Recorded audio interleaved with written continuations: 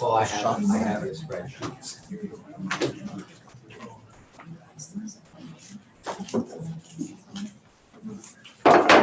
Okay, welcome everyone to the regular board meeting for the month of August at Northwestern Lehigh School District. Please join me for opening exercises. I pledge allegiance to the flag of the United States of America and to the republic for which it stands, one nation, under God, indivisible, with liberty and justice for all.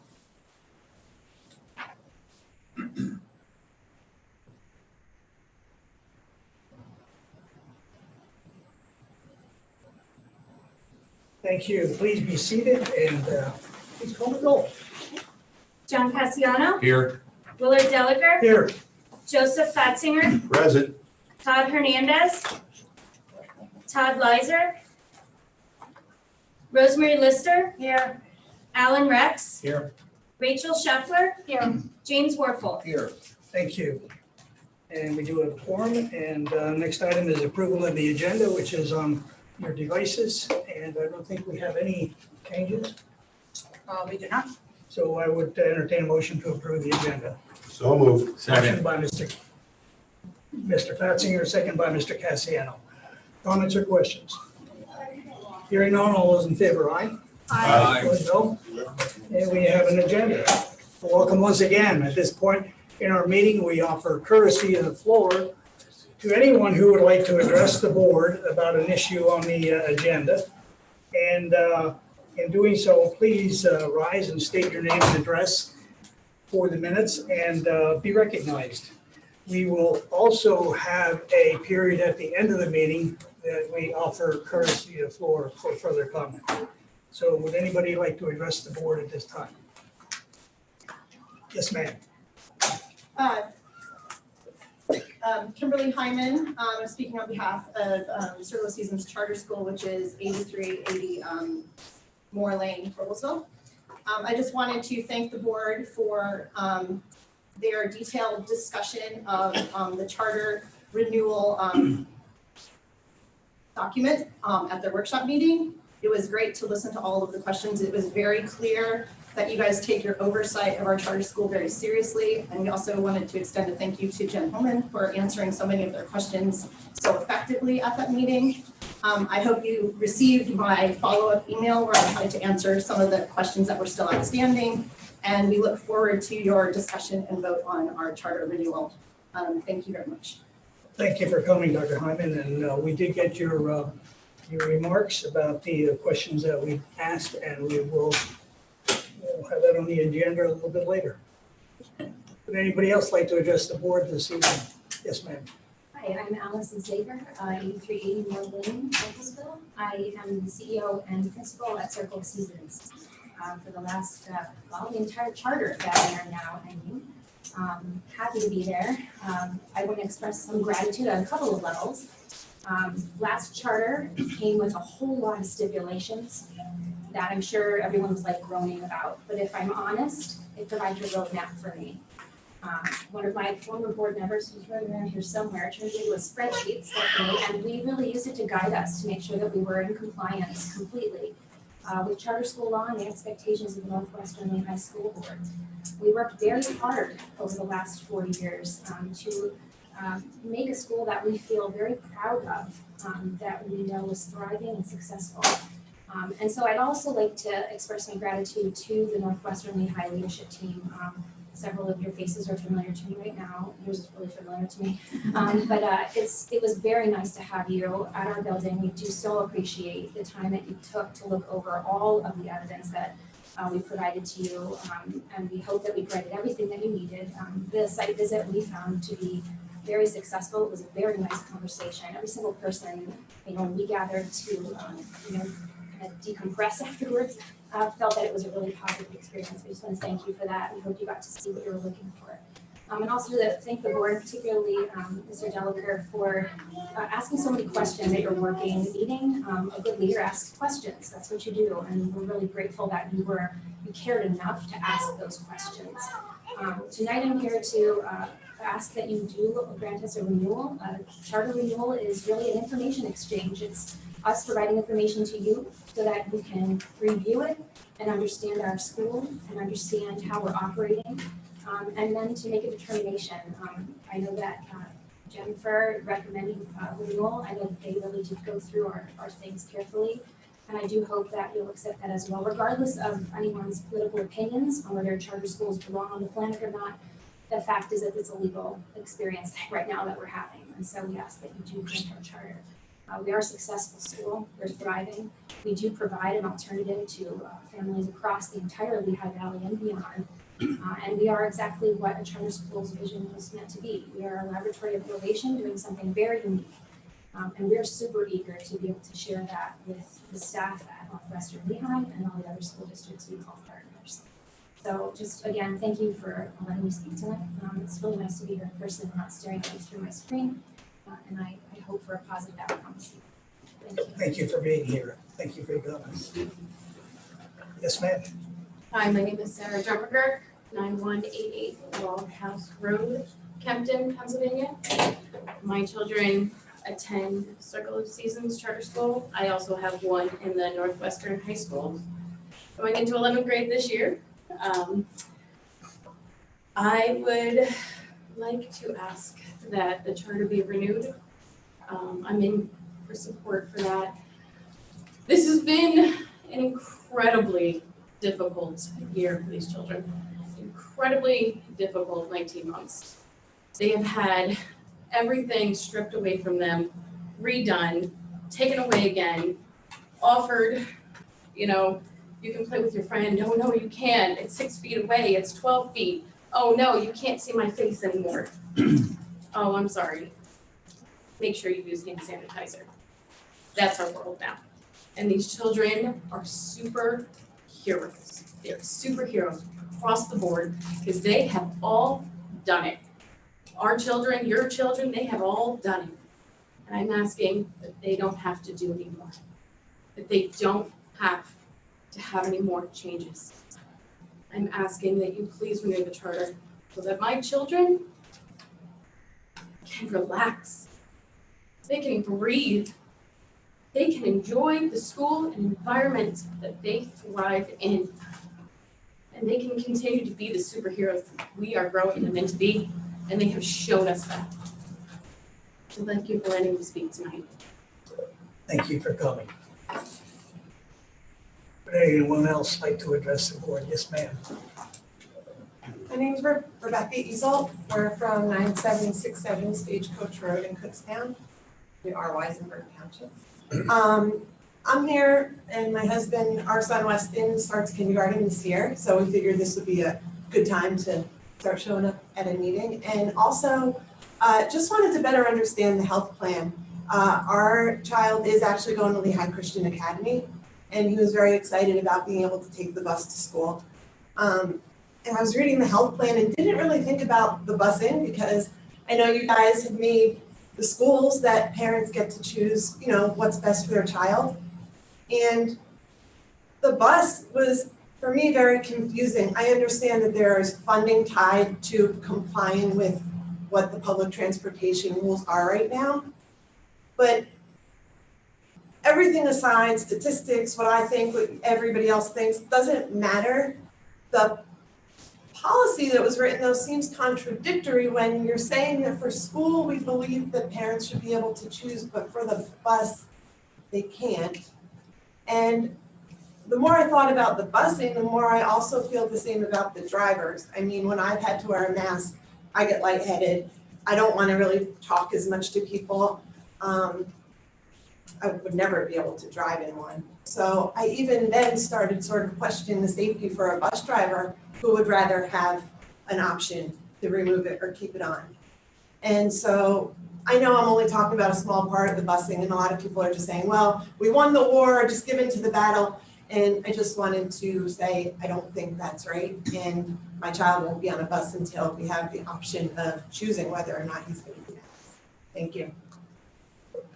Thank you for your comments, and we will be discussing the health and safety plan later in the agenda this evening, and then we can address some of those issues. Thank you for coming. Would anybody else like to address the board before we move on? Yes, ma'am. Hi, Christy Rand, 8263 Allenville Road, near Chipotle. I don't have a big speech or anything. We just go to Circle of Seasons and we're here in support of renewing the charter. Thank you. Thank you for coming. Anyone else? Okay, looks like we had everybody speak that wants to speak at this time. And again, as I said before, we will offer courtesy floor at the end of the meeting if you'd like to comment on something later on this evening. Moving into the next item on the agenda, approval of the minutes from the board meeting on June 16th and the workshop for August 4th. I would entertain a motion to approve those minutes. So moved. Motion by Mr. Fatzinger, Second. second by Mrs. Scheffler. Any comments or questions? Hearing none, all those in favor, aye. Opposed, no. And the minutes are approved. I do not have a report this evening. Is there a superintendent's report, Mrs. Holman? I do, a very short report. Last night I had the wonderful opportunity on all of your behalf, as well as all of our staff and administrators' behalf, to welcome all of our parents back to school for the 21-22 school year. And so we're excited to be able to welcome all of our students back to 5 days per week. You will hear some approvals between tonight and next school board meeting, some positions that we did add, particular to intervention and social work, that will be here on campus, hopefully sooner than later, to be able to meet some of our students' needs. Those, as a reminder, were funded through federal grant dollars. The ESSER grant money funded some of those positions that you will see added for 1 or potentially 2-year positions. The last I can say is, as numbers and advice continues to evolve, we will continue to watch our numbers, both locally and when we get in school, our school numbers, as well as all of the other data metrics and points, and be ready to adapt just like we were last year. And so as the situation warrants, we'll certainly be ready to change. I know that I have a great team administratively, faculty and staff-wise, and certainly I am confident that we will be able to navigate whatever is coming this year as long as we do it together. So that is the entry for this school year. Thank you, Mrs. Holman. Moving into personnel, we have a robust and significant personnel agenda this evening. And Mrs. Matika, would you please walk us through that? I will. Thank you, Mr. Delacare. Yes, I believe there's close to 60 items this evening for your review and approval. Our administrators have been very busy doing their interviewing and their hiring. And as Mrs. Holman said, we have several positions that we've added with the grant fund. And one of them was just offered today and filled, which is our social worker position, which is at least a 1-year, if not a 2-year position. You see that at the bottom of page 2. Number 7. She will be here next month for a formal introduction. I do have one introduction this evening, and that is the approval of Sarah Henry as a as a learning support teacher at Northwestern Elementary. We have Mrs. Pulley, I believe, online. She wants to introduce Sarah. Good evening, everyone. It's my pleasure to introduce Sarah Henry. She is a familiar face in the Northwestern Lee High School District. She is a graduate of our district and most recently graduated from Kutztown University with her degree in elementary education and special education. Ms. Henry completed her student teaching experiences in 3rd grade at Northwestern Elementary and in special education at the middle school.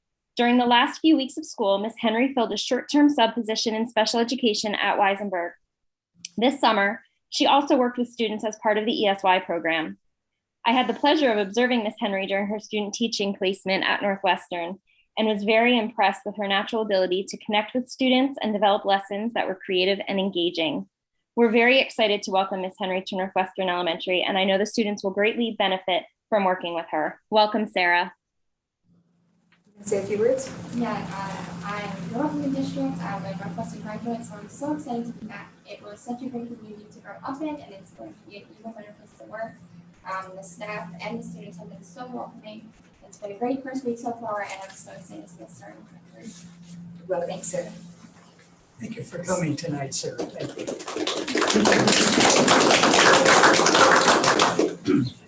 So I asked for your approval on the personnel agenda items tonight, and I'm going to jump back to 2.01, which is also the increase of our substitute teacher rates. As we discussed earlier, this is a hope to bring more substitutes into the district for the 21-22 school year. So I ask for your approval on items 2.01 and items 2.02. Yes, and those rates were vetted and discussed at the workshop meeting, and I think that is required to be competitive with our substitutes to bring them in here. And we will take item 2.01, the substitute teacher rates, and 2.02, the personnel action, as a consent agenda. Move to approve. Motion by Mr. X, Second. second by Mr. Fatsinger. Any comments or questions? Hearing none, all those in favor, aye. Aye. Opposed, no. Motion carried. Thank you very And much. now we can officially welcome you, Sarah. Welcome to the staff. Thank you for being here. And one last item under personnel. I will go ahead and introduce that while Mrs. Matego walks Mrs. Henry out.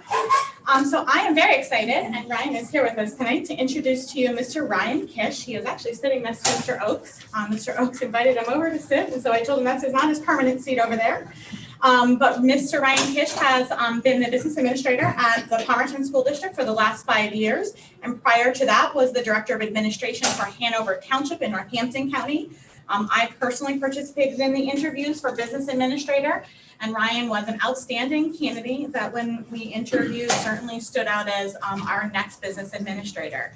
And so I'm very excited tonight for you to approve Ryan's contract and welcome him to the Tiger family. So if you would like to say something, he certainly can. I just want to thank everyone for pending your vote tonight. I'm very excited to get started, hopefully sooner than later. So thank you very much. So I am very excited. He knows where his office is. He knows he's got big shoes to fill, and he has to work collaboratively with me. And so he's signed up for all of those wonderful things with us, and he'll be here with us soon enough. So, welcome, Ryan. Thank you, Ryan. Thanks for coming tonight, too. You can put a face with a name, and you'll be front and center at the next meeting for sure. And I also want to thank the administration for such a quick turnaround of filling such an important position with such a good candidate. And thank you for that. That was a critical loss that we had, and looks like we've got somebody staying in. So with that, I would entertain a motion to approve Ryan Kitch as the business administrator. I'll make a motion. Motion by Mr. Second. Fatsinger. Second by Mr. Cassiano. Any comments or questions? Hearing none, all those in favor, aye. Aye. Opposed, no.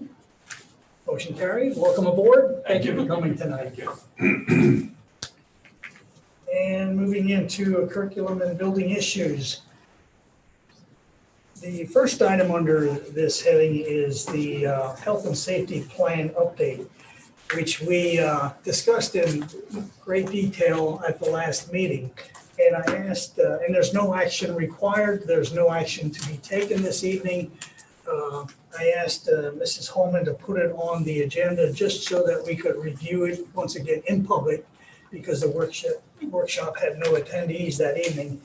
And just to make sure that everyone knows what the plan is. It was approved in June with some conditions that might change the plan depending on conditions outside of our control. And is there anything you'd like to summarize on that this evening, Mrs. Holman?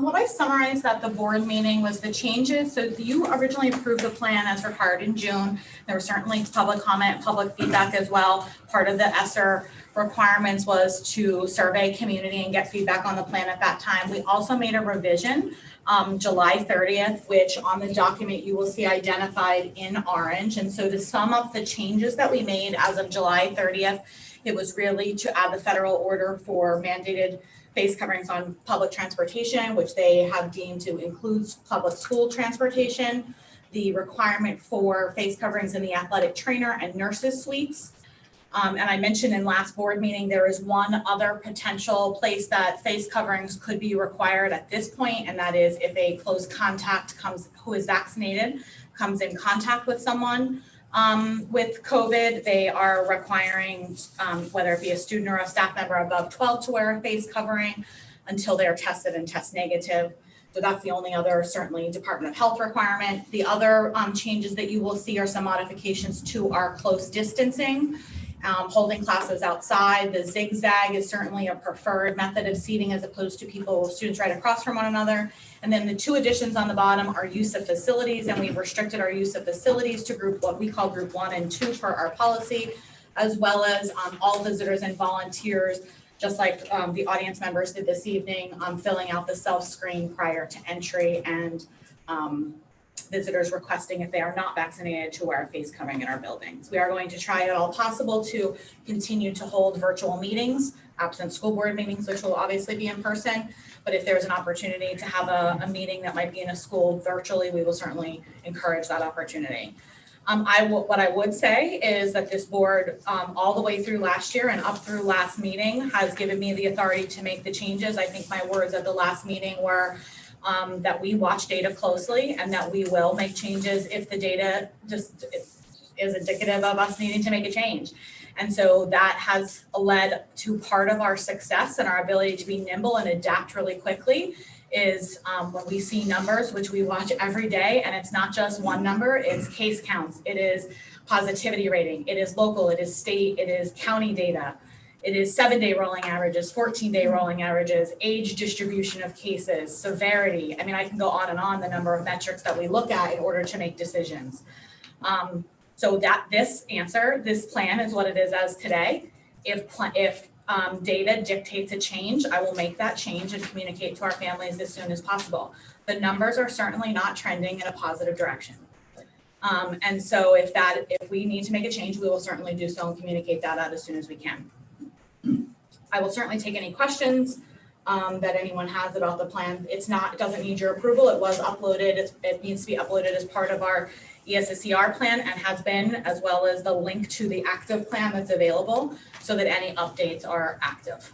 But I'll certainly take any questions that you might have. I think the changes that were made, that were mandated by entities in our government, we're not all under one umbrella. Each entity wants to control their own little field.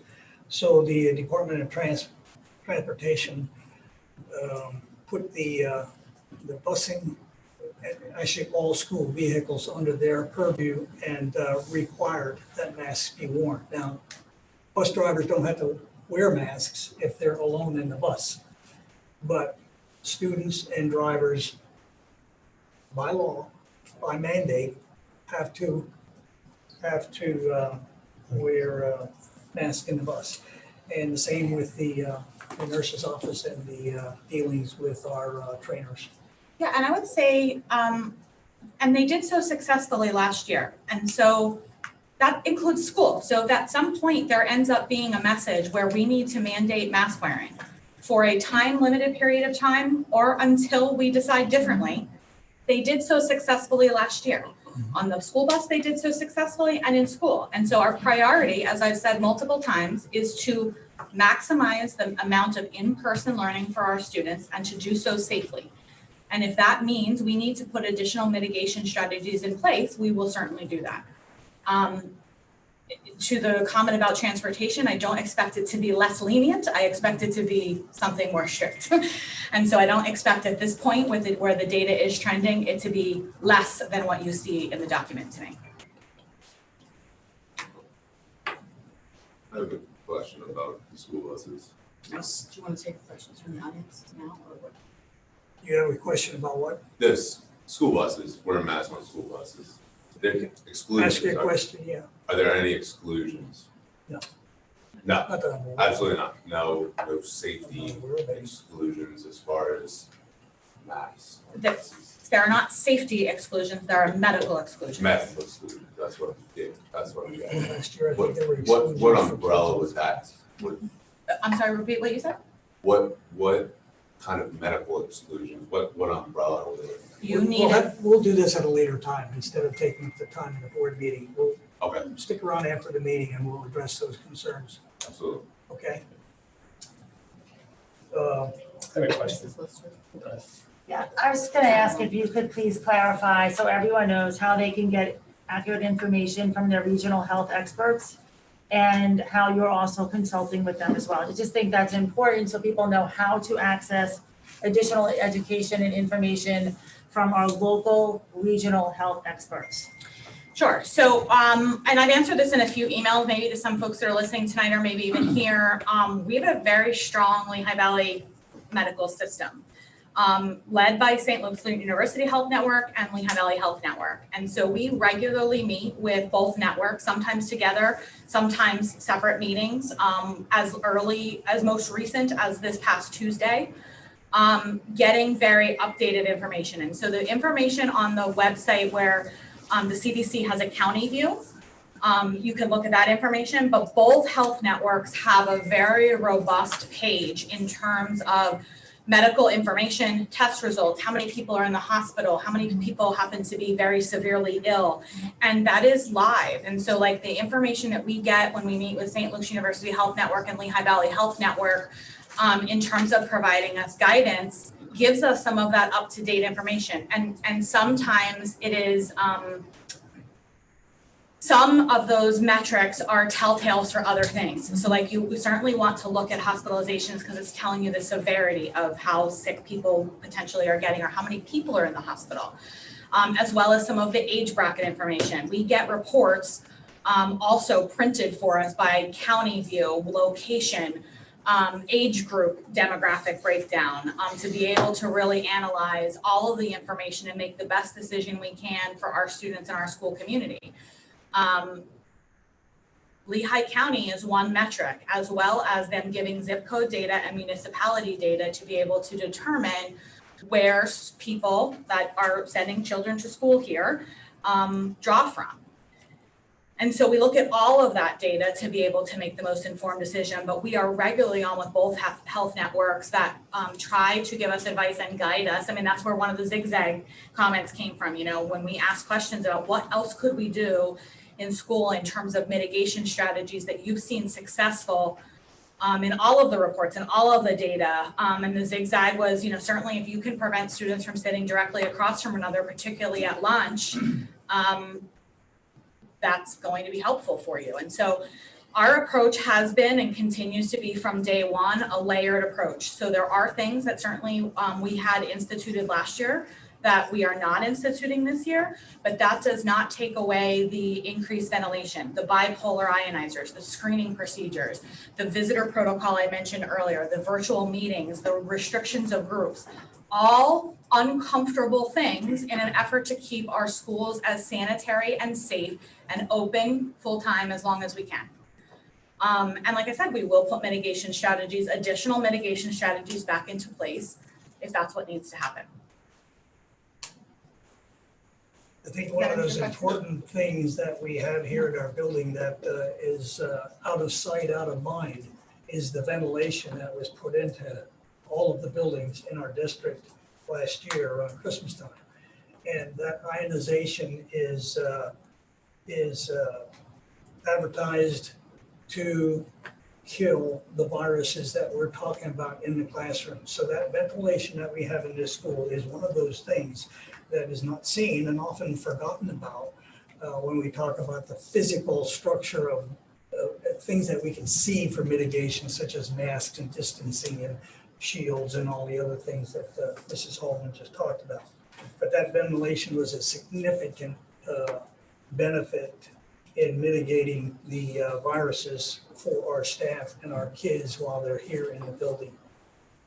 Mrs. Lister, does that answer your question? Yeah, it does. I appreciate that. And I appreciate you reiterating that we need to be flexible and adaptable and listen to those local health experts, because there is a lot of politicizing going on and a lot of misinformation, but yet we have local experts that you can talk to ask questions to, and seek out those panel of experts in pediatrics, infectious disease, and epidemiology, again, based on our local admissions and data. So I think that's important for everyone to know so that we make informed decisions and that we are nimble and flexible to meet the needs where they are. Personally, because I work in a health system in full transparency, I am concerned. But we are taking things each day and reevaluating, and that is important that we continue to do so. And again, let's remind one another professionally and respectfully that we can access local professional data here, and we do not need to politicize this. Thank you. The board has, through COVID, has tried to make things as normal as possible. And going into this coming year, we'd like to make kids' experience here at the school as normal as we can, full-time, 5 days, with the mitigation that is described in the safety plan as a minimal interruption with the school day and the benefit of the kids, excuse me. So the focus on the board is to try to get back to normal and give parents the right and the responsibility to do what they think is best for their children. Dr. Wolfson. I'm gonna climb out on a limb and hand me the salt because I'm probably gonna cut it behind me. But 2 weeks ago, I was fine with this plan. I am not now. As I've watched what's happened over the last couple of weeks and what I believe is happening with the spread of this new variant and the threat that it poses to us, I see us going into a school year that is as challenging, if not more challenging than last year was.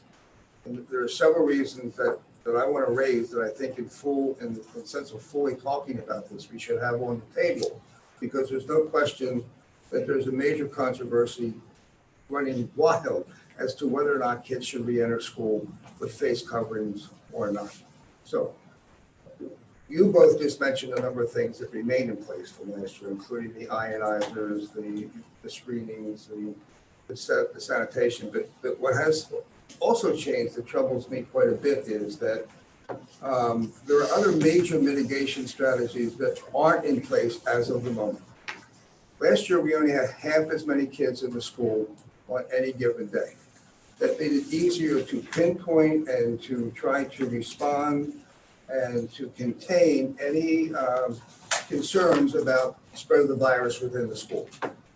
We lose that mitigation strategy by having twice as many kids in the school. Last year, if there was a group of 10, you could contain your concern pretty much to tracing that. That is now going to be doubled. So I think that's a major mitigation strategy that's going along. I think that it makes it more difficult to manage exposures in the school. And in addition, with all the kids back in school, which I fully support, I mean, I think we have to be back in school 5 days. There's hands down no question about it. But we will be down to minimal, if non-existent social distancing in reality. I know when you have 25 to 30 kids in the classroom, social distancing is going to be extremely difficult to manage. And I think with it comes the increased possibility of people getting sick in school, spread, possibility of school closures, having kids back home again on whatever.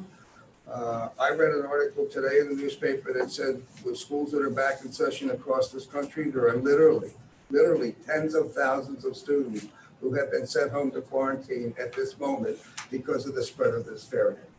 So I think we run the real risk of coming back to school and having to send people home with major disruption, major loss of learning time, and potentially close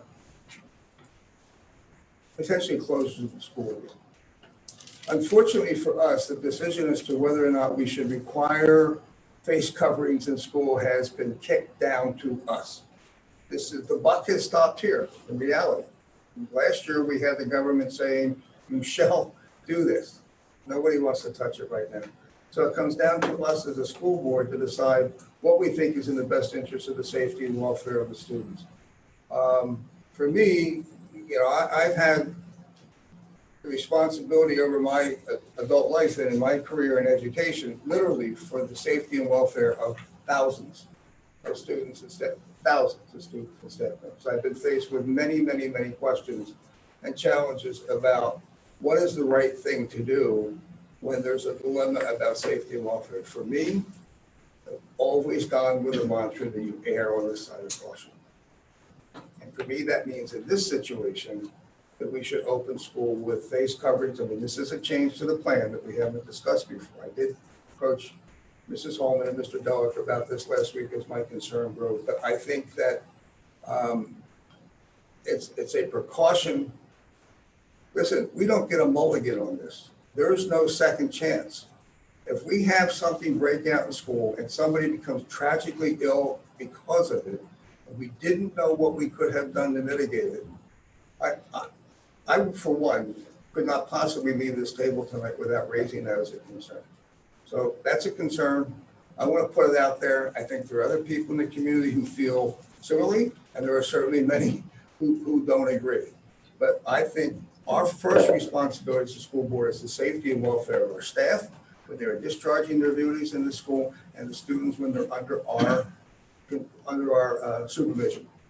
For me, that means that we err on the side of caution and we open with face coverings, not necessarily masking. There were exceptions last year for what that might look like for different levels of tolerance. But we don't get to back up on this, folks. So that's why I say I think that has to be out there. I think that represents a point of view of some people in the community. I don't know how it represents the board or not, but I think it has to be said. And we can't just walk past this conversation tonight without putting that part of it on the table. Thank you. Thank you, Dr. Warfel. Anybody else? Mr. Rex.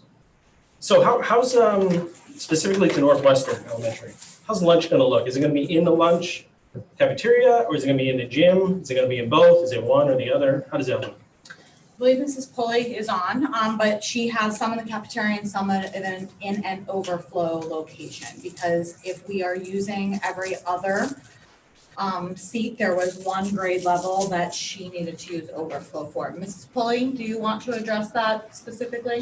Sure. I have been able to configure the cafeteria to accommodate up to 75 students, following the measures that you mentioned earlier, Mrs. Holman, with being on a zigzag. So I can accommodate all grade levels at this time with the configuration that I was able to establish. Okay, thank you. And then also where it says, however, any student or employee who prefers to wear a mask will be permitted to do so. I have trouble with that in that it sounds negative in that, oh, we're allowing you to do that, Johnny. We're allowing you to do that, Sally. I feel it should be worded, they may wear a mask or shall be encouraged to wear a mask, but the word permitted seems to have negative overtones to it. It's voluntary. Masking is voluntary at this point. Correct, it is voluntary. But the word permitted seems like we have the authority to tell you to or not. You understand? That's my point. Anybody else? Well, we have a year. But I just want to say one more Yeah, thing. go ahead. I just want to commend everyone on being able to discuss this professionally again. And also say it has been 1 year that I have been so impressed with everyone in this community and school districts and teachers, and most of all, the students. I think you said students have been here. We don't often hear students complain. So I just want to commend them and, appreciate them and say it's been a really hard year. The mental health and physical health is important for everyone, and academics above all else.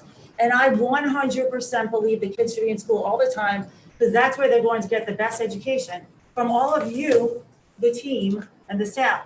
However, there is easy ways to mitigate the risk. And that is important for us to keep in mind. And that is important for everyone in the community to be open to, again, realizing there's very simple, easy ways to mitigate risk. One of them being a mask.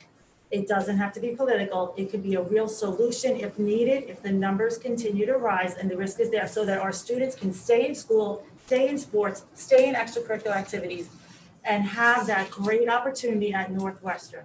So again, thank you for allowing us the chance to revisit this. It's always great to be prepared and to have these conversations, and especially in a professional respectful manner. So that's it. Thank you. Thanks. And we do have a full year and a half of experience in dealing with this COVID and successfully, because of the leadership that we have here in this district, with the people sitting around this table, the administration and the monitoring, the constant monitoring that they look at, well beyond these links that are sent to us in the websites that refer to somebody here, some doctor there, some doctor here. And they are on top of the data, and they have experience in how to interpret the data and know the children and know the community. And I am fully confident that with the direction that we have given them in this health and safety plan, that they will stay on top of it and try to get back to normal as soon as possible. But if there's a correction to be made, that correction will be made for the safety and the health of our staff and of our children.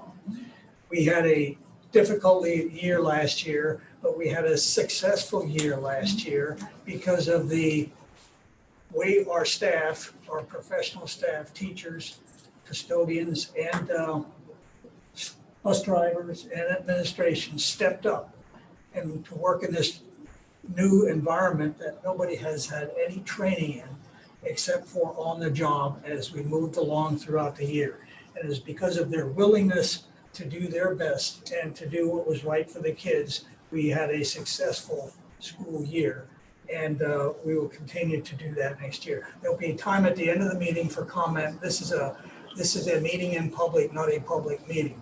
And the board will discuss these issues and give the public a chance to respond at the end of the meeting. Any other questions before we move on? To wrap this up. Okay, moving on to item 3.02 are the calendars for 21-22 that was vetted at the workshop, and I would entertain a motion to approve the calendars for the next school year. So moved. Motion by Mr. Fatsinger, Second. second by Mrs. Lister. Comments or questions? Hearing none, all those in favor, aye. Aye. Opposed, no. Motion carried. Item 3.03, Circle of Seasons Charter Renewal.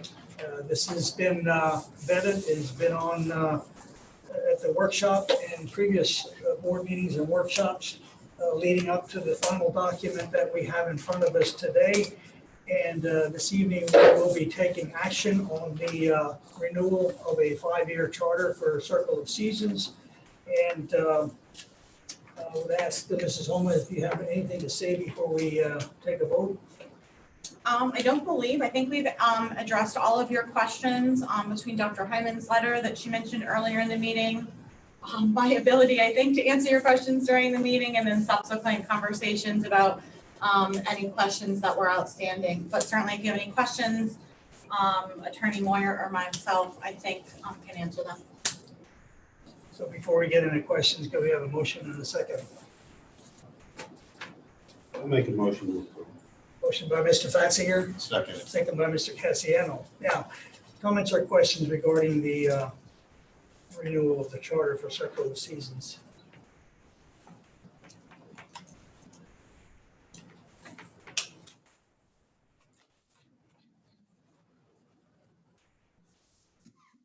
We certainly spent,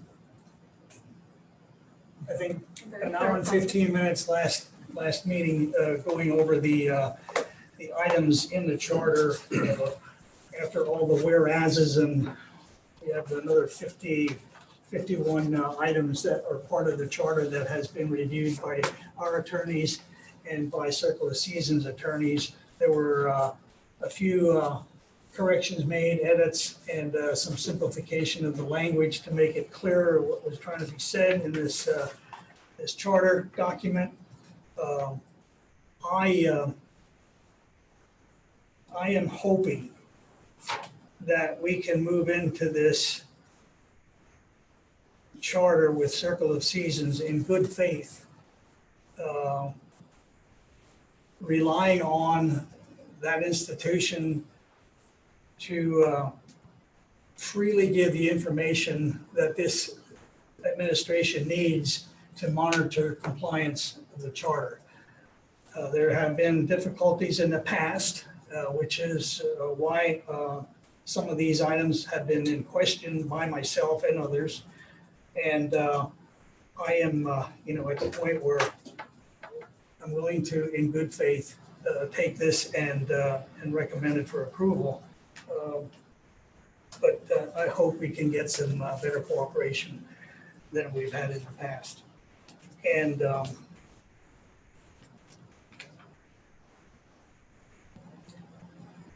the board, I believe, is not opposed. Let me speak for myself. I don't want to speak for the board. I am not opposed to a charter school. I am in favor of the parents' choice to send their kids where they want to send them to school. I don't believe, like some legislators believe, that charter schools are required in the state of Pennsylvania to create competition for public schools to become better. I don't believe that's necessary at Northwestern Lehigh because we have the premier school in the valley here without competition from a charter school that would pose to make us better.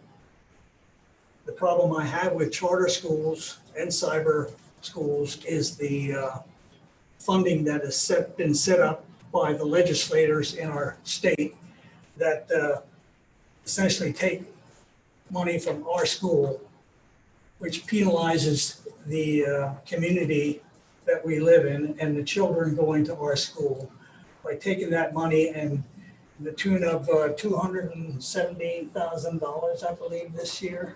Total charters or 2.5 million? 2.5 million, excuse me, 2.5 million. Charter cyber schools take from this district more than what we bring in our earned income tax revenues. 5 years ago, that wasn't a problem. And when kids leave our school to go to a charter school, they leave from K to 12. It's not like we're taking 25 kids out of the classroom and we can furlough a teacher to reduce that cost. We take a few here and a few there and a few here, so there are no cuts that we can make proportionally to the kids that leave this school to go to a charter school, putting us in a real bind, a bind that we are facing to try to maintain the programs that we have in the schools for the kids in our community, while also making a charter school available for those who choose to do that. So my beef with charter schools is the way that legislators in the state of Pennsylvania have set up the funding to fund those schools. If they would come up with a different way that wouldn't penalize public schools like it does, I think there'd be a lot more favorable support from public schools for charter schools than there is now. The approval of a charter doesn't mean that the school will not function. There is an appeal process. If the school board denies a charter, there's an appeal process that eventually would put the charter in the hands of a state bureaucrat to monitor the school charter the way the way we're supposed to be monitoring or create the charter itself. And if I'm saying anything, misstating anything, Attorney Moyer, please correct me. But we have years ago, 8, 9 years ago, brought on this charter in our district with the idea that we could help create a charter that would help the children that are in our community going to this Circle of Seasons school. And that's why we have this document of whereases and 51 other components that we think are important for the education of these children in this charter. We, by state law, have the requirement to monitor all of the things going on at Circle of Seasons regarding the charter to make sure that is being implemented the way it has been written. And that is a requirement that we have, which requires Circle of Seasons to turn over documents and data that we need to monitor and forward into the state to do that oversight that we're required to do. If we deny the charter and the state takes over the charter, our district will still have the requirement to monitor the carrying out of this charter. So that wouldn't change. So with that, we have a motion and a second, and does anybody else would like to comment on this charter? Yeah, just, Mrs. Scheffler? yeah, I just want to make a public comment that I think all the conversation and deliberation that we had about the renewal the last many meetings, I just found to be important because I think the community that we live in, the taxpayers that live here need to understand as we continue to get pressure to make budgets work every year, this is a big issue. And as a taxpayer, a board member, a parent, if our children at Northwestern Lehigh are going to have to be faced with programs being cut or larger class sizes because there's a significant portion of this budget that is going to fund charter schools, I have a problem with that. And I will not oppose the vote, but I have fundamental issues with it. And when it affects the kids here in the school, and we have to sit around this table and make decisions about this, saying we have to cut music or art or twirling or whatever it is, because we can't tax the taxpayers and the residents any more than we do. I wrestle with that. So I just wanted to put that out there. Yeah, the finance is an issue. If we are required by law to put a cap on the amount of taxes that we increase every year. It's called Act 1. And it's usually around, this year it was a maximum of $800 and some thousand that we could tax maximum. So even if we tax to the maximum, we still can't close that gap that is created by the $2.7 million that we spend on cyber charter tuition. So that's an issue. Thank you. Anybody else? Okay, hearing none. All those in favor, aye? Aye.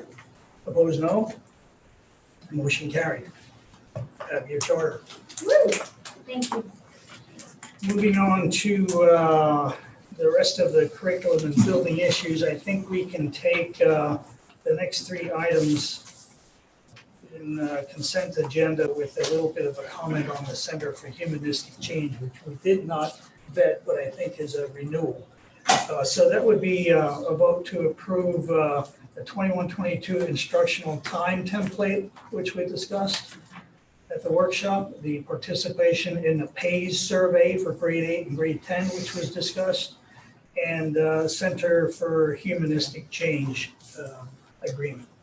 Would you like to talk about that Center for Humanistic Change a little bit? Sure, I have two actually comments.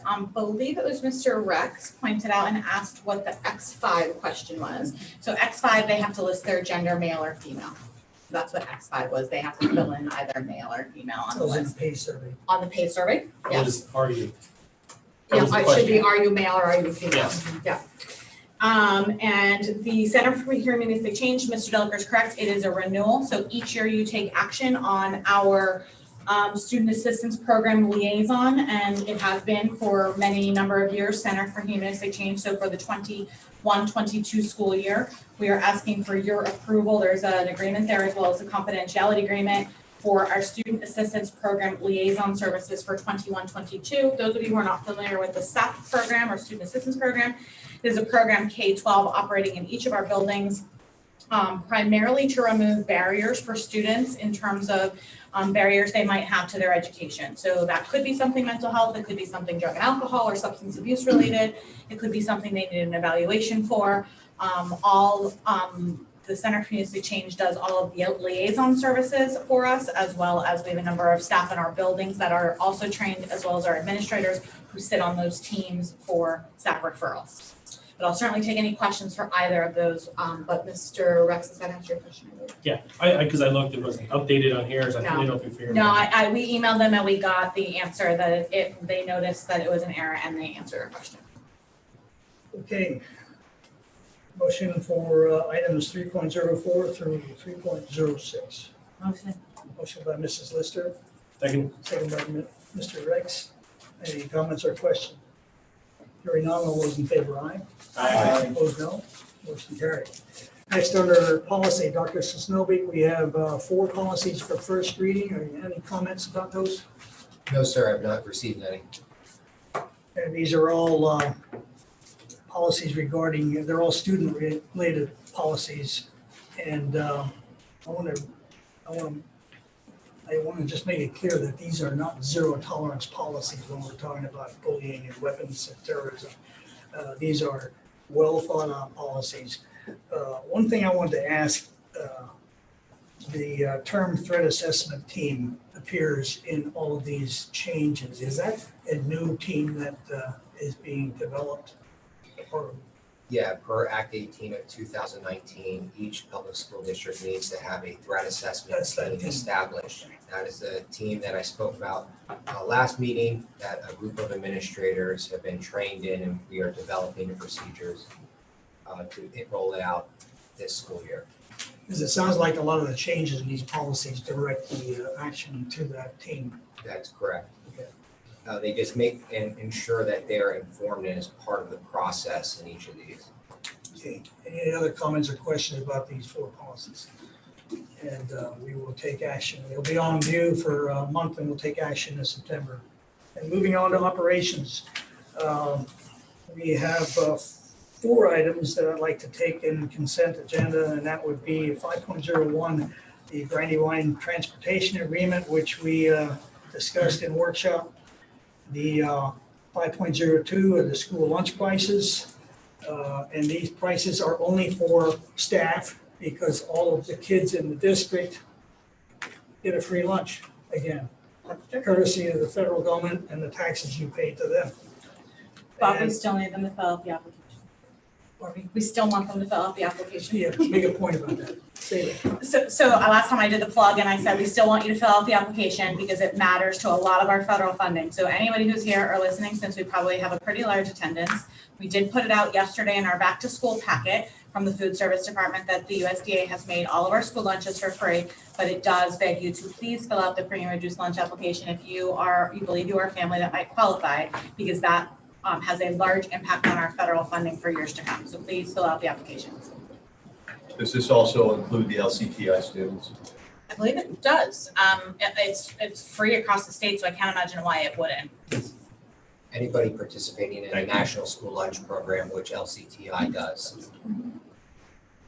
Okay, the next item is the 5.03 food service transfer. That was for the equipment required in the food service from the general fund. And 5.04 is the operations roof replacement restoration, which is part of our roof maintenance plan that was discussed in the workshop meeting. So I would entertain a motion to approve those 4 items, 5.01 through 5.04. Motion to approve the consent agenda. Motion by Dr. Warfel, Second. second by Mr. Cassiano. Any comments or questions? Hearing none, all those in favor, aye. Aye. Opposed, no. Motion carried. And the last item under operations is the bus stop, approval of the bus stops, which we have to take action on as a board, but the bus stops are not published for security reasons. And those bus stops have been made available for the board, and I would entertain a motion to approve the bus stops. Motion to approve the bus stops. Motion by Mr. Rex, Second. second by Mrs. Scheffler. Are there any comments, questions? Mr. Oakes? Nope, you No? covered it, thank you. Okay, all those in favor, aye? Aye. Opposed, no? Motion carried. And I guess in September, we'll have people here talking about bus stops. Not happy about it. But those are adjustments that we make at the beginning of the year. Under district finances, there are 9 items on the agenda that were vetted in detail at the workshop, including 6.01, which was appropriately addressed in an executive session for the student involved in that settlement.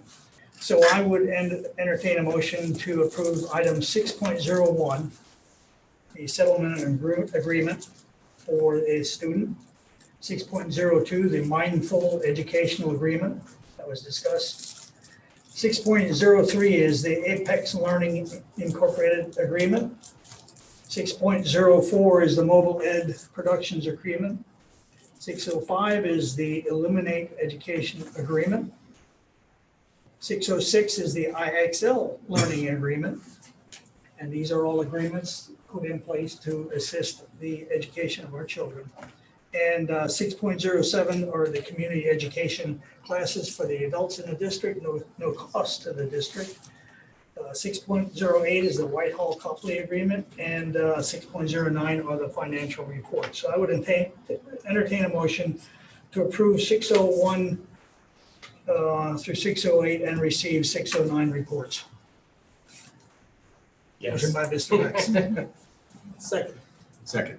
By Mr. Cassiano. Any comments or questions? I know that's a lot, and for the public, it looks like we're just rubber stamping these, but these were all vetted in detail at the workshop, and where we do not take action, and the action to approve these items is done in a public meeting.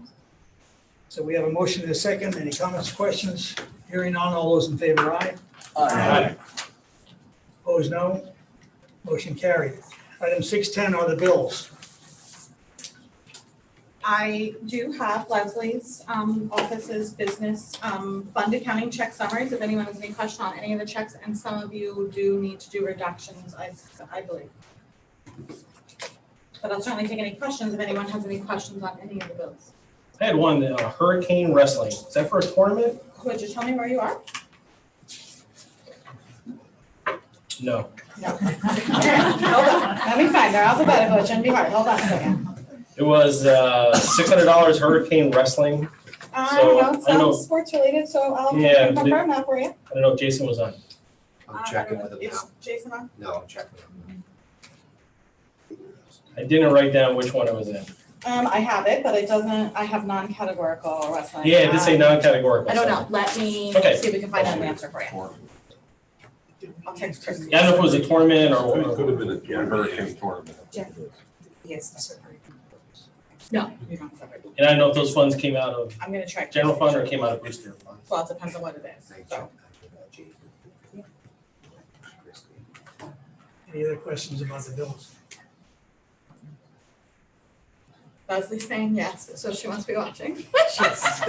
Leslie's saying yes, tournament. Yes. So I'll take Leslie's word for it. So it must be a tournament entry fee is probably what it is. That was 30 seconds of her per diem rate. That's a per diem, I know. I just got it jotted through to Christie. So Leslie said tournament It's entry like fee. parking in Allentown, the first 30 minutes for free. All right, we have a set of bills to be paid that are on your devices that you had a chance to look at. I would entertain a motion to pay the bills. A motion to approve the bills? Motion by Mr. Rex, Second. second by Mr. Cassiano. Any comments or questions, further comments and questions on the bills? Hearing none, all those in favor, aye. Aye. Opposed, no. I abstain. There were 2 abstentions, and we will have to fill out the forms to abstain for those votes. Okay? And although I love a good test every once in a while, for the next few months, if you have questions, let me know and I'll try and find them out beforehand so I have an answer for you. I love to be put on the spot, but. So the motion does carry with 2 abstentions. Right, yeah, we had one. Under other reports, we have a foundation report. Mrs. Stitzel, are you with us this evening? Yes, I am. Thank you. The foundation just recently held a very successful golf tournament last Friday. So that wraps up the final fundraising event prior to the school year. They also have an upcoming play shoot, their annual play shoot, which will be held in October. And I do believe that the registration is already posted and available on their website. And I also believe, I'm sorry, there's one more thing.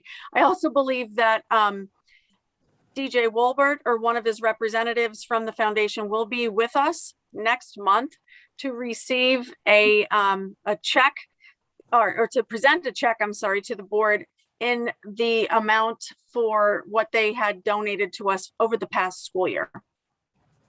You're not gonna tell us that amount till DJ comes, right? Right, I'm gonna keep you in suspense. It's usually a big number too. Thank you. Anything else, Mrs. Stitzel? No, that's all for this evening. Thank you for sticking around and giving the report. Committee reports, IU, Dr. Warfel. We've actually had 3 meetings since the last time we were together. So, well, they meet in July, but we don't. So things of significance that have happened down there was I reported to you before about the behavioral health services being touch and go relevant to funding. They have lost their ability to maintain their outpatient programs. They've lost a psychiatrist who was involved in that, combined with money issues, has eliminated that particular service. The partial hospitalization program, which is really significant for our students in school, will continue, as well as some community services that do not require psychiatric services to support them. So that's an unfortunate change at the IU. We had a presentation on their training and consultation services. They have a number of people at the IU called TACs who provide, I think, some really significant services to the school district in terms of training and help assistance with implementation of state mandates, new types of intervention programs, a lot of the things that are required through law with special education. And I'm sure that the district has taken advantage of them on a number of times and found them to be very helpful. So again, it's one of those resources that we're not always aware of that are going on in the IU that are really critical to districts being successful with following up with some of the things that are required of them. At our last meeting, we did approve an early bird 5-year on their Act 93 agreement. So that went through and may be of interest to the district. And we had a pleasant presentation on their graduation. They had 44 students across the intermediate unit receive diplomas this year from their various home school districts. So that's always good to see some kids with significant needs achieving that goal. So, and that's pretty much it. Thank you, Dr. Warfel. Thank you, Dr. Warfel. Anything from LCTI, Mr. Fatsinger? After this Not month. tonight? L-Tri-C has the summer fact sheet on your devices, which is some pretty interesting information. They put out a fact sheet for each school district who is a sponsor of L-Tri-C, and this is all about the Northwestern Lehigh students at L-Tri-C. And last is Rec Commission. Todd isn't with us tonight. Anybody else? Night in the country on Saturday night, if we don't have a tornado? That's the forecast, I guess. That's what I'm being told, flash flooding and all that. So Night in Country is this coming Saturday night. That's the big Rec Commission event of the year. And that takes us down to old business. There is no old business on the agenda. Does any board member have any old business this evening? Under new business, we have to take action on our open records officer, which we appointed, which we discussed at the workshop, and that would be our own Dr. Sisnovic. And he is our new district open records officer, which I am sure he's anxious to, excited to get into. So can I have a motion? Motion to approve Dr. Sisnovic for our open records officer. Motion approved. Motion by Mr. Rex, second by Mr. Cassiano. Right guy for it. Okay, any further comments or questions? Hearing none, all those in favor, aye? Aye. Opposed, no? Motion carried. Now, under new business, I also asked Jennifer if we could just discuss for a minute the new sunshine law. We got a notice from Kings Fry on their school law bulletin that effective August 29th, Act 65 tightens agenda requirements for school board meetings. And in looking through the new requirements for the Sunshine Law, it looks like we're pretty much in compliance with all of the new requirements of the Sunshine Law regarding public notice, which we do in accordance with the existing law and also the new part of the law. Posting the agenda at the location and the principal office, we do that. Principal office of the agency, that would be the boardroom. And making copies available of the agenda to individuals in attendance of the meeting, which we already do. There are a couple of exceptions to a requirement that for taking action on things that are not included on the agenda. Would you like to just summarize that, or do you want me to just run through what I got here? It's all right. I think it is now, you cannot bring anything. It has to be 24 hours notice. Right. You can't just walk in anymore and add on to the agenda. It has to be posted so the public knows that there's 24 hours notice before it can be voted on at a regular meeting. Yeah. So no action can be added to the agenda that hasn't been on for a 24-hour period. And there are a couple of exceptions to that, and that would be emergencies, a clear and present danger to life or property, something that does not involve spending or funds or entering into a contract which is known as a de minimis in nature. That can be added by a resident or taxpayer at the meeting is allowed to bring something up, and then we could take action on that, which means putting it on the agenda for an upcoming meeting. So there's some things in this new law, but I think the bottom line here is that we're out in the sunshine, even with these new exceptions, and I think there are a few school districts that are going to have to make some major changes, but we're not one of them because of the transparency that we operate under. Yeah, that's what I was gonna say. I think the important thing is you hear lots about transparency and about lack thereof or being transparent. And the things that are in the new Sunshine Law, we've been doing for years and has been our common practice, including, above and beyond, including streaming meetings and things that are not required as part of that, to try to be as transparent as possible, posting things on the agenda with all of the attachments and those things. So I think the important part is we have been in compliance for many, many years about a new law that's just being enacted at the end of the month. Any comments, questions? I don't think it's a big deal for us because we're already there. All right, there's another item of new business that I'd just like to bring up for information. And apparently there's we have a lot of dairy farmers in our school district. It's one of the big industries in our district. And there are 2 dairy bills that are being supported by the Farm Bureau. And this, in essence, is to bring whole milk back into the schools, which we don't have right now. There are laws on the books right now that only allow us to serve 2% for skim milk. The new law would allow,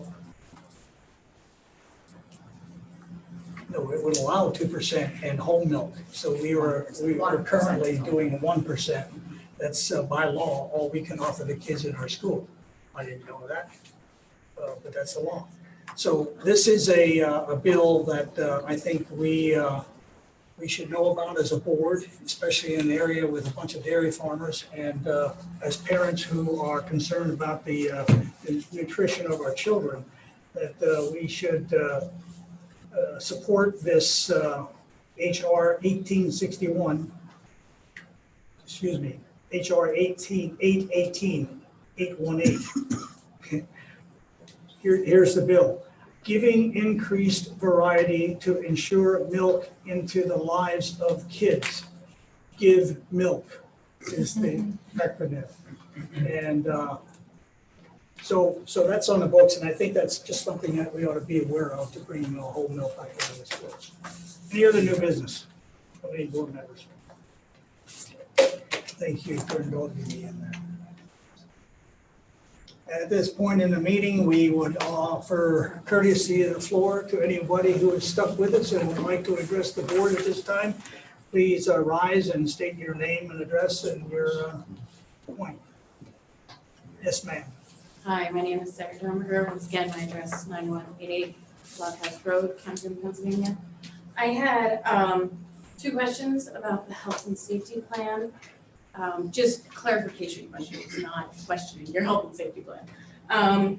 One, as you had said before, with the numbers rising, you could end up full masks all day, just because that's the trend we're seeing in other states and other schools in the Lehigh Valley. My question is, if it does get to that point where you say, okay, masks all day, would you give a remote option? Instead of wearing masks all day, they can do a remote. Do you have 2 questions, or you want me to answer that one? That one first. Well, a couple things, just for the snippets. I didn't say we're going to end up with full masks all day long. And so there are several mitigation steps I think you could take in place of that first. And so when there are points of high transition and things that we would probably look to address before we would look for full masking. So that would be one comment. Second is we do offer a fully remote option now through a number of different providers through our digital academy. Even now, if a parent wishes to make that choice through our digital academy, we have options for them, including providers, several different providers. Mrs. Stitzel's on and can certainly speak to that more, but we offer that and have way prior to COVID.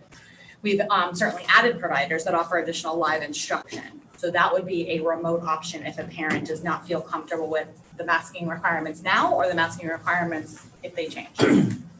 I don't know if that answers your question. No. Go ahead. My question was if we get to a point, we're in the middle of the school year, if they could just go remote and do Zoom into the classes that are already in. There is an opportunity that if we would end up completely remote closed, but we have in terms of everybody being remote in the questions that we heard earlier about closures to do that, but not necessarily simultaneous with kids in class at this time. Okay. My other question was, you said that if someone comes into contact, vaccinated or not, with someone who is COVID positive, that they would have to get tested and then receive a negative test. My question is, do they have to be tested, or can they quarantine for 10 days? So let me go back and correct. It's not if they're vaccinated or not vaccinated, only if they're vaccinated. Okay. And they come in contact with someone who is positive. The recommendation from the most recent, what's called HAN, Health Alert Network, is from the Department of Health that they will wear a mask for 14 days. They are permitted to test between 2 and 5 days. And after that, should they receive a negative test, they can remove their mask. So if they're vaccinated, they're not required to quarantine at all. Okay. Unless they become positive.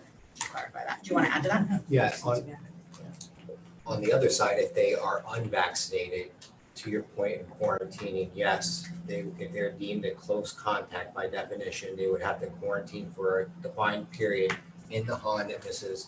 Holman suggested. The maximum amount of time out is 14. However, there is a reduced period at 10. You could actually come back on day 8 if you test on day 5 of your quarantine period. So there's a whole timeline that our nurses and stuff work through. And Mrs. Matika, we know it pretty well, but for unvaccinated individuals, if they are deemed a close contact, they would have to quarantine for a defined amount of time. But if they choose not to test, then it would be 14 days. It would be 10 days. 10. Okay. Yeah, and they recommend 14 as the safest quarantine period. Okay. And then I want to really say from the bottom of my heart, I appreciate everything you've done to renew the charter and also work and effort that everyone has put into it. I know it hasn't been easy and it's been long and tiring. Our children truly appreciate every minute and every night that you put into it. So thank you. Thank you for your Honestly, comments. Thank you. Thank you for coming tonight. Anyone else would like to address the board? Yes, ma'am. Tara Henninger, 6645 Kernsville Road. And so I'm trying to understand some of the clarification on the health and safety plan as well. So my understanding is now that we'll have the less than 6 feet, still if there is an exposure, then everybody's close contact, essentially.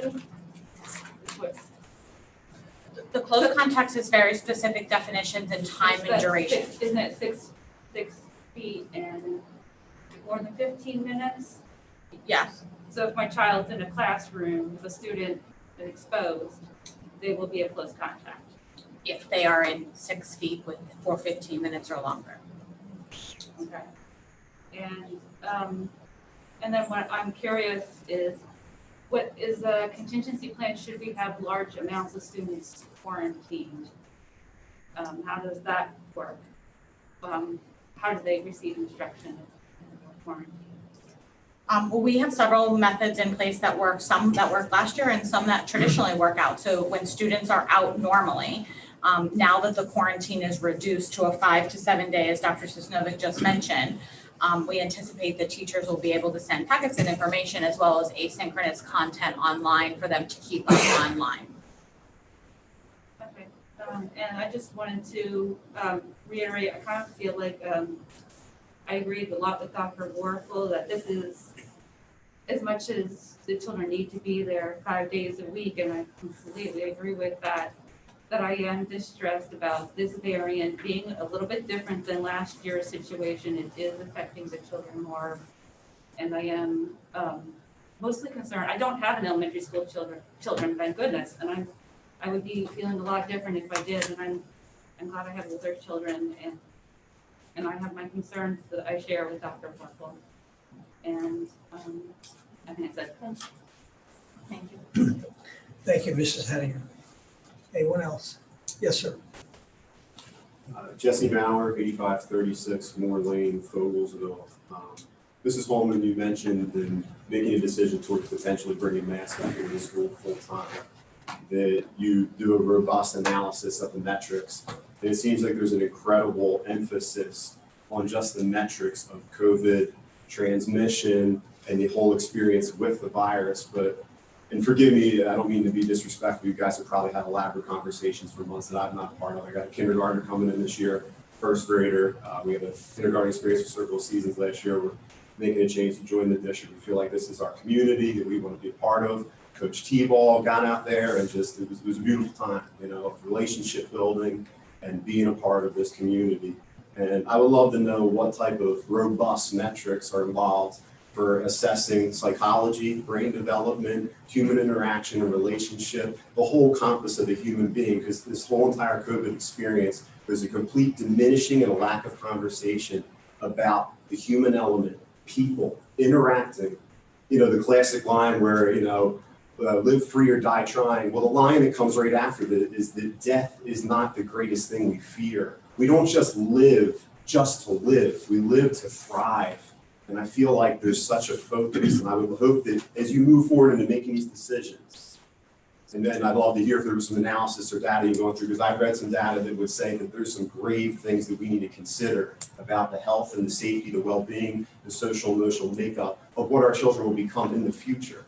And none of us will have to feel any of that because you'll be so removed from it. But I'll feel that. This is my boy and my little girl, and there's people raising little kids that are going to have to live with that, and their wives and their children that they have. There is ramifications for the choices we make today far greater than who got COVID and unfortunately the devastation of when people pass. I know it's devastating, but is that not is the only thing that we fear? Please elevate your emphasis on focusing on everything else within the person besides just living. Please. I'll certainly respond to that. I don't know if you were here at the beginning of the meeting, but part of my superintendent's report, we talked about adding some personnel. So the data analysis that you talk about in terms of we're educators by trade, that's what we do. We certainly worry about educating students academically with rigorous content, but we also worry about social, emotional. We've seen some of those effects as late as our summer program of students conflict resolution, not being able to look students in the eye, being able to play, looking at computer screens instead of looking at humans, and having conversation. And so we have made a concerted effort to look at the metrics and be able to add staff. One of the comments I made at the beginning of this meeting was adding a school social worker to be able to address some of the very things that you mentioned tonight. Adding intervention positions, which were on last board meeting and this board meeting, with this board's support and investing significant dollars to be able to intervene with students early for the very same things you're mentioning.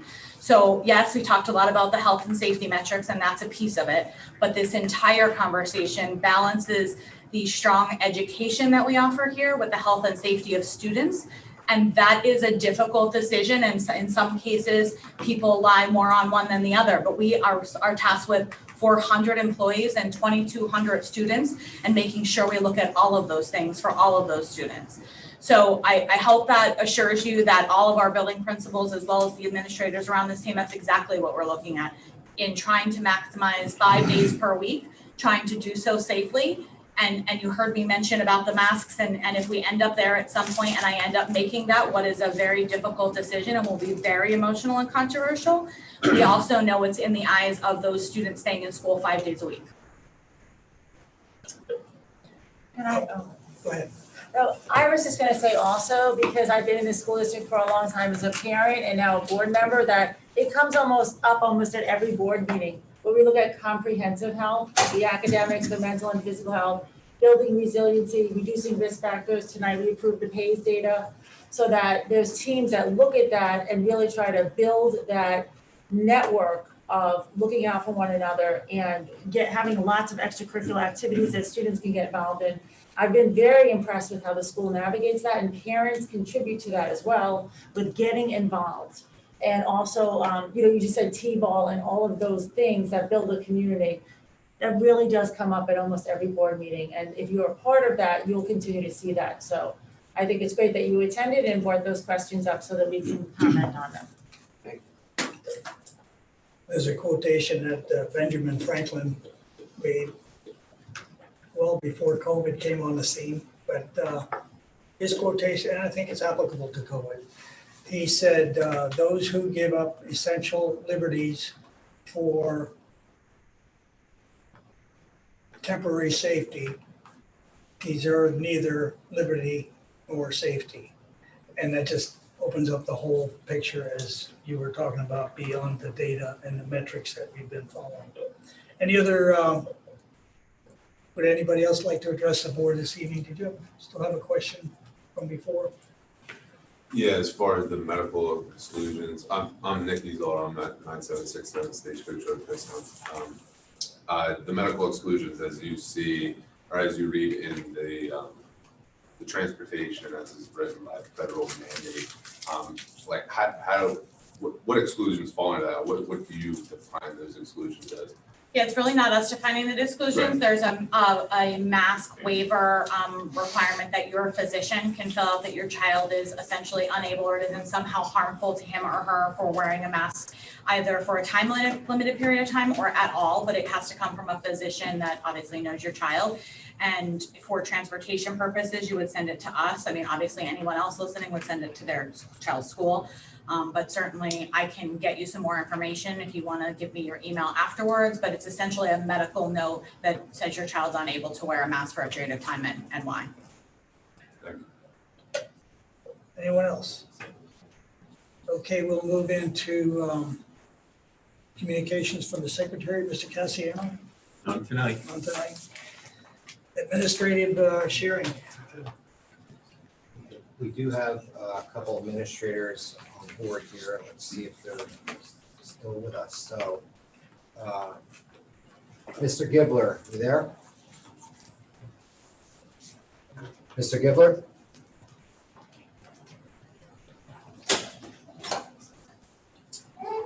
How about Mr. DeVico? Good evening, everybody. Just a couple things. Very excited to open up the parent and student portal today and usher in a new set of kids for the school year from the 5th to 6th grade, and welcome back the students to the middle school. The building's looking great. Our custodians did a great job getting the place prepared. for the new school year, and the secretaries in my office have done an amazing job preparing all the other stuff that goes along with opening up a new school year. So thank you to them, and we look forward to welcoming the students back. Mrs. Pulley? Oh, we're just really excited to get started. We have kindergarten orientation next week, which is always super fun to welcome our littlest tigers to school. And we're just really anxious to get started with the new year. And I echo what Mr. DeVico said. Our custodians this summer have really done a fantastic job. The building looks absolutely fantastic. And I just wanted to commend them for all of their hard work.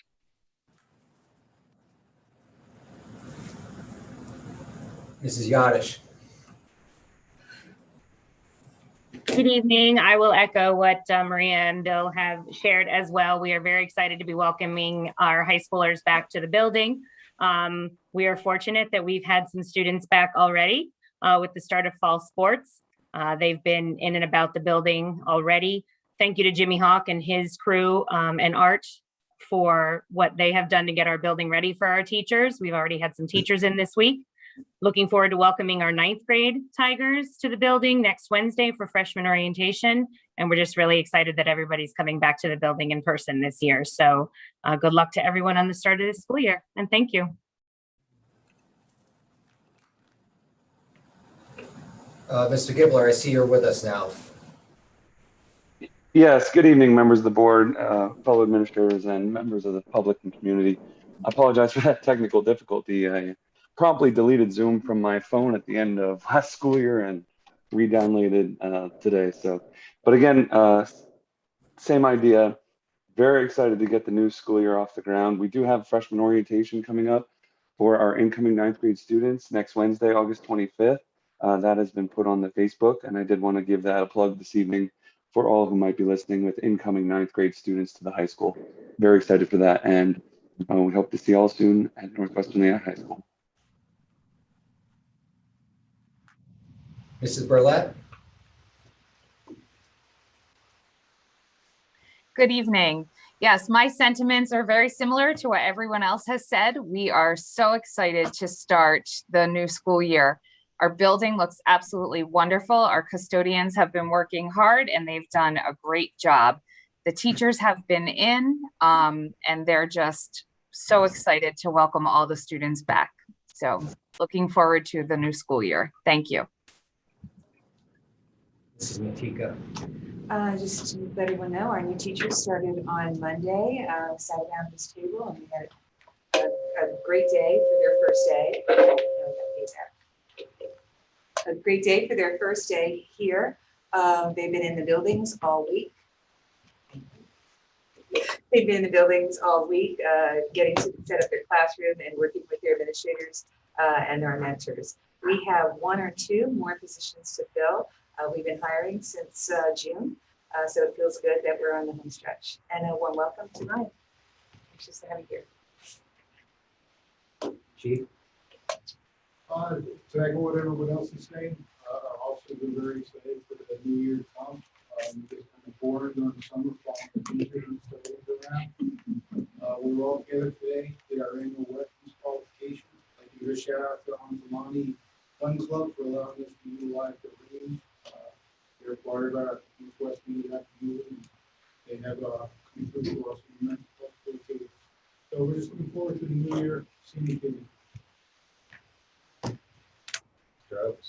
I'm just going to add on to, as the building principal said, the staff this year has really gone above and beyond this summer to get everything ready. It's basically the first time we've cleaned fully like that in quite some time because of COVID. So we're happy to get the buildings back to where they should be. Transportation staff as well. There was a group of people up there that waxed all the buses, which is a daunting job. If you can imagine all those buses and vans that need to be done. And the staff's in the office working on these runs and getting all these kids picked up for the first day of school. It's quite the job with the new software. So kudos to the whole operations staff, and it's a pleasure to be a part of it. Thank you. Please pass that on to your people. I will. Comments tonight. Thank you. Mr. Ryan, anything? I mean, you're official now. Nothing for tonight, maybe next time. That'll bring it to me. I'm extremely excited for what will be a very successful school year coming up. I do want to congratulate Art and the rest of the administrators, support staff, everyone for getting our buildings, our grounds, everything, offices, everything in place to start this school year off.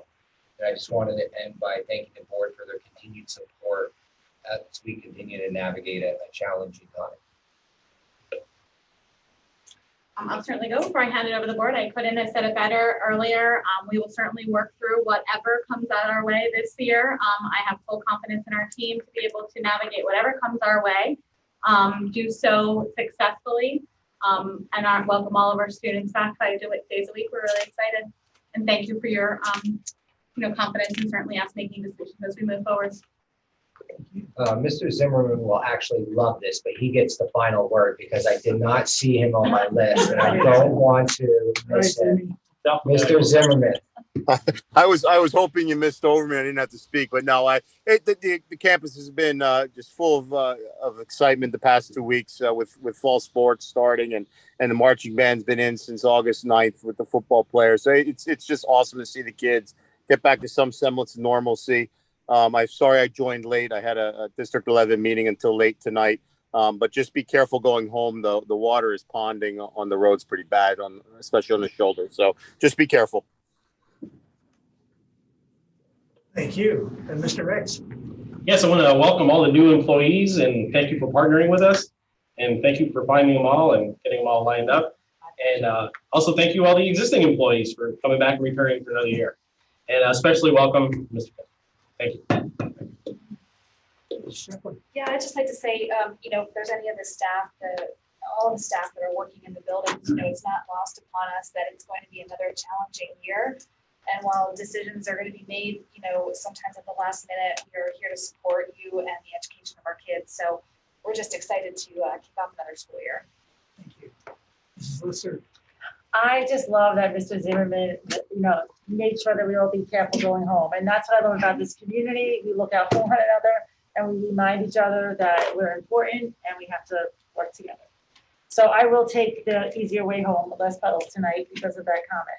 So again, also, I know when I was talking before about thanking the school for the incredible job they did last year, a special shout out to transportation and food service. Because they go above and beyond all the time and they're not often recognized like all great teachers and administrators and so forth. So a special kudos to them as well. And thank this board for being able to have these conversations and the community for coming and having, civil conversations. There's a lot that's gone on this week. And again, I see a lot because of the position I'm in the health network I work for. And just grateful that we have this and we'll continue to do this and weather the changes throughout the year. So thank you. Thank you. Dr. Warfel. Just a welcome back to everybody and best wishes for the most successful year. Last year was amazing under the circumstances, and that all the administration and staff deserves a lot of kudos for that. I've said it many times before, but I once again want to single out Mrs. Holman for the weight that she has carried on behalf of this board and the school district over the last year. This impending decision right now that's in front of us regarding masking or not masking, whatever, has been kicked down the pike. And you have borne it and you have taken it on your shoulders on our behalf. And I just think that deserves a special mention. I just want to say welcome back. Good luck this year. And Jen, keep driving the ship. As long as I have followers. Everybody else has said what I'd say. So welcome back. Well, thank you for coming this evening, and we'll work through this as we have in the past. And if we stay together as a community and put up with one another's ideas and views and have our civil conversations, we'll be able to make it through this again. We have excellent staff, excellent teachers, and we have a good plan, and we're flexible. So thank you for coming this evening. Be careful going home. We'll have to talk about our meeting. We had an executive session, let's see, after the workshop left on August 4th, and we will have our next meeting on September 1st which is a workshop, 7 p.m. here. And there will be an executive session for personnel after that meeting, and board meeting on September 15th. With that, is there a motion to adjourn? Motion to adjourn. Mr. X, second by Second. Mr. Fatsinger, meeting adjourned. Thank you for coming.